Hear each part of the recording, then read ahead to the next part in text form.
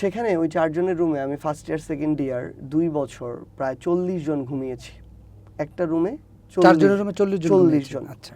এবং প্রায় 2 বছর এভাবে খালিটা রাখতো কেন? খালি রাখতো কোনো, ওখানে সিগারেট খাইতো গিয়ে, মদ খাইতো গিয়ে, অনেকে আছে গাঁজা খায়, তারা ওখানে গিয়ে গাঁজা সেবন করতো, আড্ডা দিত, মানে এই কাজগুলো করতো। আবার সেক্রেটারি এরকম সেম, নিজে একটা রুমে থাকতো, আরেকটা রুম খালি রাখতো।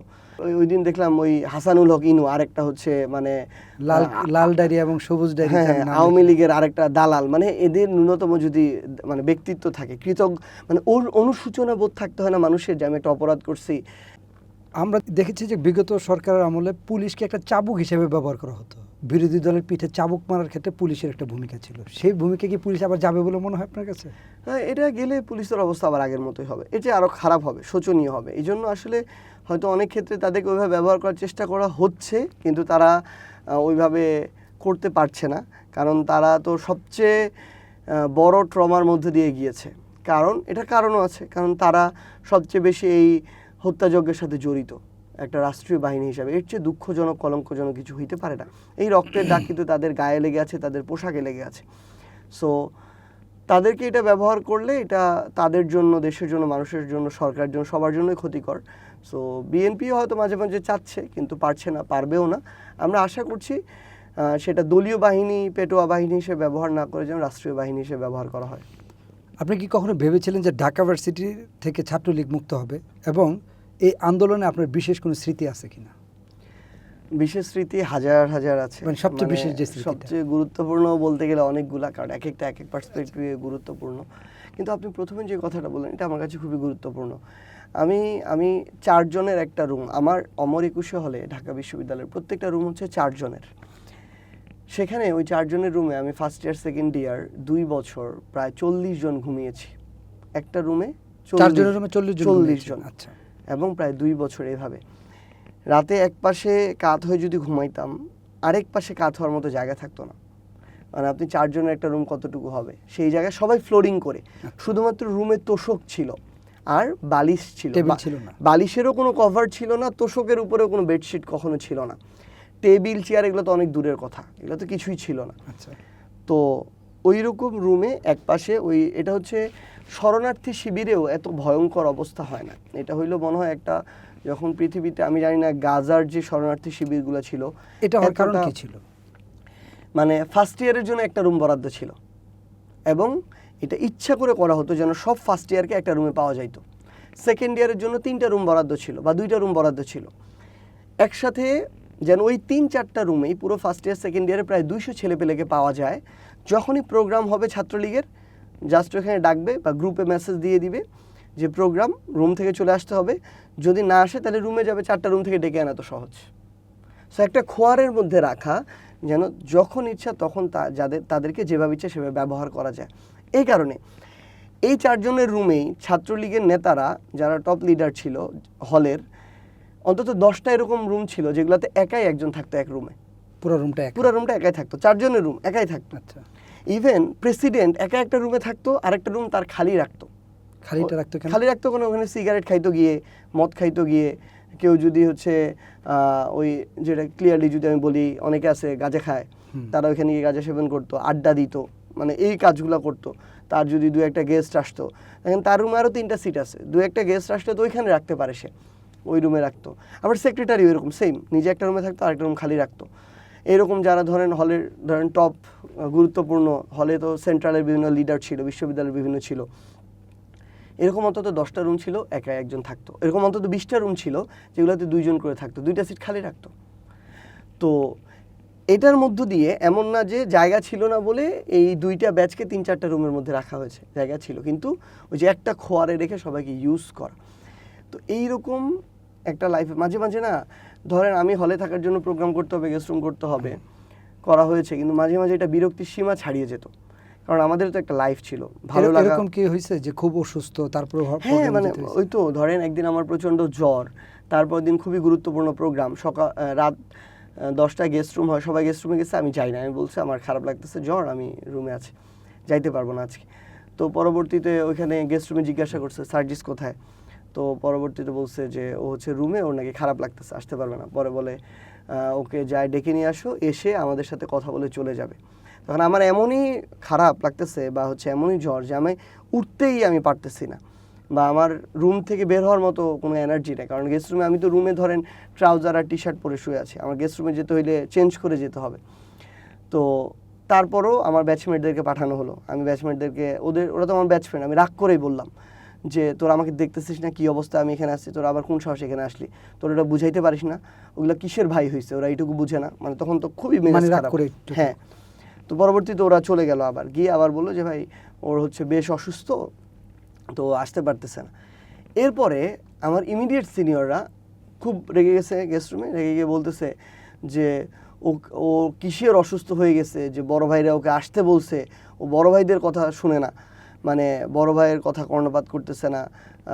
এই ওরা আরও মেজাজ গরম যে আমি মনে ওদের কথা কর্ণপাত করতেছি না। এরপরে 2-3 ব্যাচ যারা সিনিয়র ছিল তারা আমার ইমিডিয়েট সিনিয়রদেরকে আমার রুমে পাঠাইছে, এবং আমার ইমিডিয়েট সিনিয়ররা যখন চলে আসছে রুমে 4-5 জন, আমার তো আর কিছু করার নেই, ওই অবস্থায় আমার চেঞ্জ করে গেস্ট রুমে যেতে হয়েছে।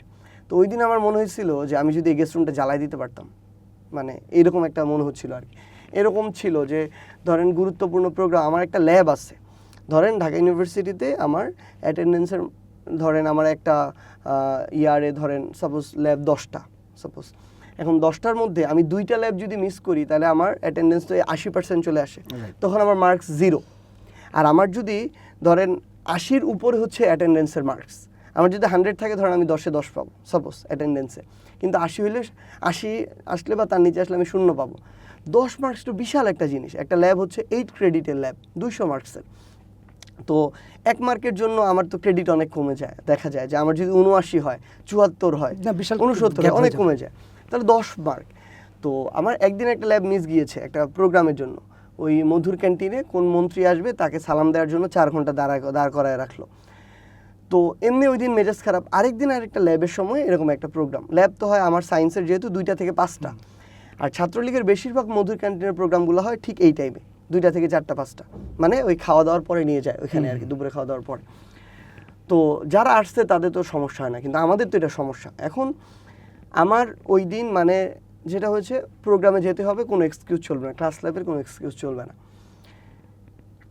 আমি ল্যাবে তারপরও চলে গিয়েছি, মানে আমার তো 21শে হল কার্জনের সামনে দিয়ে মধুর ক্যান্টিনে যায়, কার্জন ওখানে যখন গিয়েছি আমি আস্তে করে বের হয়ে আমি আমার ক্লাসে চলে গেছি। সেইখান থেকে মানে এরপরে যখন দেখতেছে মধুর ক্যান্টিনে যে আমি নাই, সার্জিস কোথায়, কয়েকজন বলছে ক্লাসে ল্যাবে গেছে মনে হয়, এই তো খেপে আমাকে সিনিয়ররা ফোন দেওয়া শুরু করলো। এবং সর্বশেষ এরকম ছিল, তুই এখানে যদি আজকে না আসিস মধুর ক্যান্টিনে, তুই তুকারিতে চলে গেছে, তুই তুকারি কিন্তু সম্পর্ক না, তুই যদি না আসিস তাহলে তুই ওই ক্লাসে থাকবি, ওইখান থেকে হলে যাবি না, হলে শুধু একটা কারণে যাইতে পারবি, তোর ব্যাগপত্র নিয়ে হল থেকে বের হয়ে যাবি, মানে এইরকম অবস্থা। হ্যাঁ, আমাকে ওই দিন ল্যাব থেকে বের হয়ে চলে যেতে হয়েছে, মানে ম্যামকে ওইটা বলে যে ম্যাম যদি সম্ভব হয় দিয়েন, আমার এতটা আগ্রহ ছিল দেখে আমি ল্যাবে আসছি, কিন্তু এই পরিস্থিতিতে আমি আমার কল লিস্ট দেখাইছি যে এটা আমাকে বলা হচ্ছে, আমার ওখানে যাইতেই হবে। তো পরবর্তীতে আমার ওইখানে গিয়ে তারপর ওখানে যেতে হয়েছে। ওই দিন মনে হয়েছিল আবার আরেক দিন যে আমার যদি সক্ষমতা থাকতো কোনো দিন, যদি আমি এই সুযোগটা কোনো দিন আসে, যে এই যে একটা দাস তৈরির যে একটা সিস্টেম ঢাকা বিশ্ববিদ্যালয়ে, এই বাধ্যতামূলক রাজনীতি যারা ছাত্রলীগ করতেছিল, এটাকে যদি আমি কোনোভাবে শেষ করে দিতে পারতাম, আমি যদি মধুর ক্যান্টিনটাকে ওই দিন জ্বালাই দিতে পারতাম, মানে আমার ভিতরে মনে হয়েছিল যে ছাত্রলীগ একসময় বিতাড়িত হতে পারে। না, এটা আমার সেদিনই না, আমার সবসময় মনে হতো যে এইটা যেটা করতেছে, এটা এই যে আমার ভিতরে যে ক্ষোভ, এখন এই ক্ষোভ আমি ধরেন অভ্যুত্থানে আমার একটা সুযোগ আসছিল, আমি কিন্তু প্রথম দিনই সায়েন্স লাইব্রেরি থেকে যে এটা কোঅর্ডিনেট করছে সে মানুষটা আমি, এবং ধরেন সেন্ট্রাল সায়েন্স মিলে যে 2-3 জন মানুষ কোঅর্ডিনেট করছে তার মধ্যে আমি একদম ডে 1 থেকে। ওই দিন তো ওরা বলছিল যে এই আন্দোলন কিন্তু চলে যাবে, কিন্তু যারা স্ট্যাটাস দিতেছে তাদের কিন্তু আমরা মনে রাখবো। হ্যাঁ, এটা তো এখনো শেখ হাসিনা বলতেছে না। ওই দিন দেখলাম ওই হাসানুল হক ইনু, আরেকটা হচ্ছে মানে লাল ডায়রি এবং সবুজ ডায়রি, আওয়ামী লীগের আরেকটা দালাল, মানে এদের ন্যূনতম যদি মানে ব্যক্তিত্ব থাকে, মানে ওর অনুশোচনা বোধ থাকতে হয় না মানুষের, যে আমি একটা অপরাধ করছি, হয়তো আমার বিদেশে চলে যেতে হবে। তো আমার তো ওই একাডেমিক ব্যাকগ্রাউন্ড ছিল যে আমি একটা পিএইচডির জন্য নিয়ে আমি বাইরে চলে যেতে পারতাম, আমার রেজাল্টও খারাপ ছিল না, মাস্টার্সে 3.50 উপরে ছিল রেজাল্ট, অনার্সেও ভালো ছিল। তো আমার এরকম একটা প্ল্যান ছিল যে যদি এরকম আমাকে এটার মধ্যে দিয়ে নিয়ে যায় আমি চলে যাব। কিন্তু যেটা আসলে হয়েছে যে ছাত্রলীগের যে এই যে কালচারটা ছিল, তো আমার আসলে প্রত্যেকটা মুহূর্তে এটা মনে হইতো যে এটা একদিন শেষ হবে। কেন হবে? ধরেন আমি স্টুডেন্ট, মানে এই ক্ষোভটা কি আপনার মতো সবার ভিতরেই ছিল? হ্যাঁ, মানে এটাই বলতেছি, ধরেন আমার একটা ব্যাচের স্টুডেন্ট ছিল ঢাকা বিশ্ববিদ্যালয়ে, আমার হলে 100 জন, এর মধ্যে 95 জনেরই এই ক্ষোভ ছিল, 90 জনেরই এটা তীব্র মাত্রায় ছিল। মানে ধরেন আমি যখন মাস্টার্সে, তখন আমার ব্যাচের মাত্র 5 জন পলিটিক্স করে। এই ক্ষোভটা কি তারা বুঝতে পারে না ছাত্রলীগের? মানে এটা ওই তো বললাম না, তারা তো এটা, তারা যদি এটা বুঝতে পারতো বা ধরেন বুঝে এটাকে আমলে নিত, তাহলে কি এই পতন হইতো তাদের? তারা তো আমলে নেয় না, এটাকে পাত্তা দেয় না। কিন্তু আমি এটাকে এভাবে দেখতাম যে এই 90-95টা লোক, সে ক্যাম্পাসে প্রতিবাদ না করতে পারুক, সে যেদিন যেই সার্ভিসে যাবে, এই রাষ্ট্র কাঠামোর যেখানে যাবে, ওইখানে যেখানে তার যতটুকু ক্ষমতার পরিধি থাকবে, ওই ক্ষমতার জায়গায় তারা এটার একটা রিভেঞ্জ নেবে। তারা এই যে আওয়ামী লীগ, যারা এই আওয়ামী লীগের পক্ষে আর দাঁড়াবে না। এবং আপনি দেখেন এই অভ্যুত্থানে আওয়ামী লীগের না কত কত সমর্থক ছিল, শুভাকাঙ্ক্ষী ছিল, দলীয় নেতাকর্মী ছিল। আপনি দেখেন তো, আমাকে বলেন তো, 18 জুলাইয়ের পরে কেউ তাদের পক্ষে নেমেছে? আওয়ামী লীগের না এত শত শত হাজার হাজার অফিসার, আমলা, এরকম অনেক কিছু ছিল কোর্টে, কেউ নেমেছে তাদের পক্ষে? কয়জন নেমেছে? তারা নামে নাই দেখে তো অভ্যুত্থানটা সহজ হয়েছে, সফল হয়েছে। নাহলে এটা তো আরও দীর্ঘ সময় হতে পারতো, আরও বেশি প্রাণ যেতে পারতো।